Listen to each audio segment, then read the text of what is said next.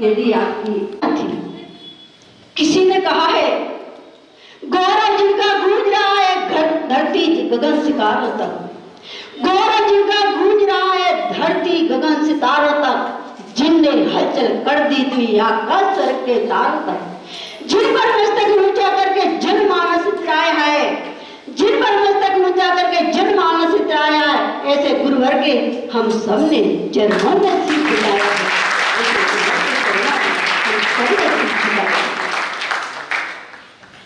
आज सागर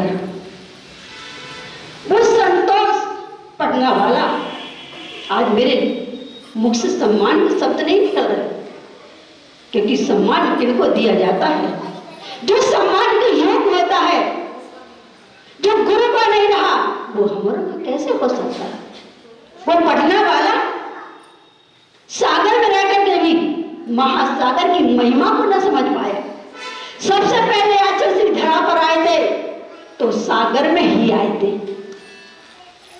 आज वो अहंकार में आकर के, धन के अहंकार में आकर के, ज्ञान के अहंकार में आकर के, दूसरों की बातों में आकर के, जिसने अपना सब कुछ खो दिया, जिसको अपने जीवन की भी चिंता न रही, न परिवार की चिंता रही, कैसी धज्जियां उड़ा दी, कैसी धज्जियां उड़ गई, स्वयं ने थूका और स्वयं को चाटना पड़ा। बोलिए,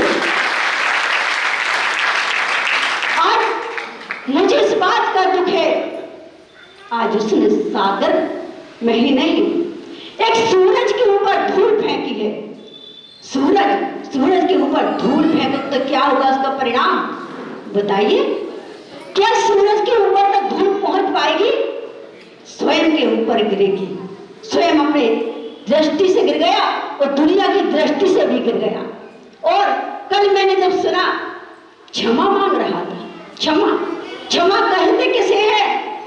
क्षमा की परिभाषा सीख ले में जो उस दिन बैठ करके वो गाथा पढ़ रहा था, जिसको गाथा भी पढ़ना नहीं आ रहा था, उसको यह भी नहीं पता कि गाथा कौन से ग्रंथ की है और कौन सी भाषा में है, कैसी भाषा में पढ़ी जाती है, उसको जो भी ज्ञान नहीं, दूसरों ने दे दिया तो खड़े होकर बांच दिया। धिक्कार है तेरे लिए। ऐसे बेहतर है कि तू मूर्ख बना बैठा रहता, उस मंच पे जाकर के मूर्ख बना बैठा रहता था तो तेरी प्रभान अपने आप हो जाती। काश उस मंच पे जाकर के गुरु की महिमा का गुणगान करता, काश उस मंच पे जाकर के भगवान की महिमा का गुणगान करता, काश मंच पे जाकर के मां जिनवाणी की गुणगान करता तो तेरी प्रभावना तो अपने आप हो जाती।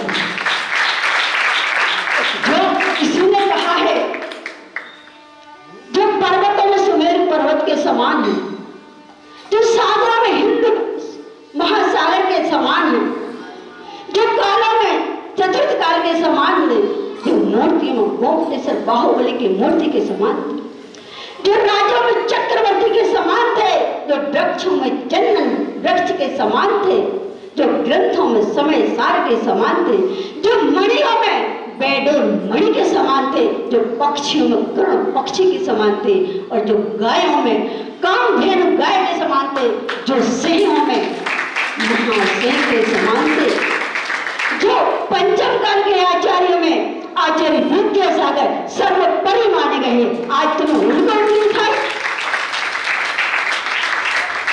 किसी ने कहा है हर सागर महासागर नहीं होता, हर सागर महासागर नहीं होता, हर गागर कलश नहीं होता। होते हैं हजारों संत, होते हैं वसुंधरा पर हजारों संत, पर हर संत विद्यासागर नहीं होता और हर संत विद्यासागर नहीं होता। जो सिंह के समान निर्भय निडर रहे, जीवन भर अपनी यात्रा की, जो निर्दोषचर्या का पालन किया, जो अकलंक देव जैसे तार्किक थे, जो समर्थ भक्त जैसे धर्म की टंका को बजाने वाले थे, जो बाहुबली जैसे ध्यान थे, जब पद्मासन में बैठते थे तो महावीर नजर आते थे, खड़गासन में बाहुबली नजर आते थे, और जब समय सार का उद्गार करते थे, क्लास लेते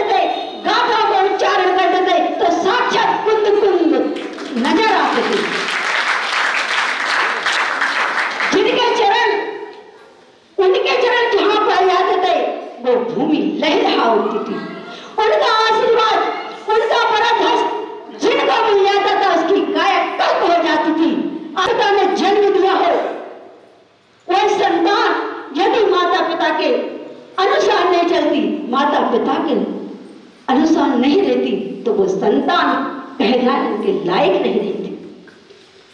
आज हमारे आचार्य गुरुवर विद्यासागर महाराज जी चलते फिरते साक्षात तीर्थ मिले थे और हम सबके बीच चर्या को बता करके चले गए। किसी ने कहा है महापुरुष की पदवी उसने साक्षात यहाँ पर पाई है, महापुरुष की पदवी उसने साक्षात यहाँ पर पाई थी और हर मानस के हृदय में राजे महिमा उनकी गाई थी, हर मानस के हृदय में राजे महिमा उनकी गाई थी। हमारे आचार्य गुरु विद्यासागर महाराज उस संतोष ने, वो पटना वाले ने क्या कहा, नवा आचार्य समझ सके महाराज को कि गढ़ से बाहर निकलो, यानी चार से बाहर निकलो, यानी तुम जैसे कंसों के बीच में बुलाना चाहते हो, तुम जैसे गिद्धों के बीच में उनको बुलाना चाहते हो, तुम जैसे चारों के बीच में उनको बुलाना चाहते हो, तुम जैसे खलनायक के बीच में उनको बुलाना चाहते हो। शायद तो उसने परख नहीं पाया उन आचार्य समय सागर महाराज जी को, जिन्हें 45 वर्ष तक अपनी आंख उठाकर नहीं देखा किसी को, जो गुरु आज्ञा पर एक एक कदम बढ़ते रहे। उनके अध्यात्म को नहीं समझ पाए कि वो क्या हस्ती है, वो क्या चीज है। हम धन्य हैं ऐसे गुरु समय सागर महाराज जी को पाकर के। हमारे गुरुदेव चले गए, लेकिन हम लोग के बीच में के ऐसे उनकी प्रति छवि सौंप कर गए हैं। अब हमें यह अकलतरा की समाज, यदि कभी भी ऐसा मौका आए तो भूल कर भी चुप नहीं बैठना। मेरे पास समय नहीं है, मैं बहुत हमारे उद्गार अंदर भरे हैं, लेकिन समय की सीमा होने के कारण मैं यही विराम लेती हूँ। हमारी पूज्य बंदी पूर्णमती माता जी बताएंगी, अनुत्तरमती माता जी बताएंगी, अनुपमती माता जी बताएंगी कि आखिर वो क्या चीज है। मैं इतना मैं 4 पंक्तियों के साथ विराम लेती हूँ। वो इस तरह उठे कि आसमान बन गए, वो इस तरह उठे कि आसमान बन गए, सारे जहान के वास्ते ईमान बन गए। हम उनके साथ रह करके इंसान न बन सके। कौन? वो संतोष पटना वाला। हम उनके साथ रह करके इंसान न बन सके, वो हमारे बीच रह करके भगवान बन गए, वो हमारे बीच रह करके भगवान बन गए। कोई चिंता वाली पारनाथ भगवान की। और हमारी पूजनीय बंदनी बड़ी माता जी के बारे में क्या कहूं।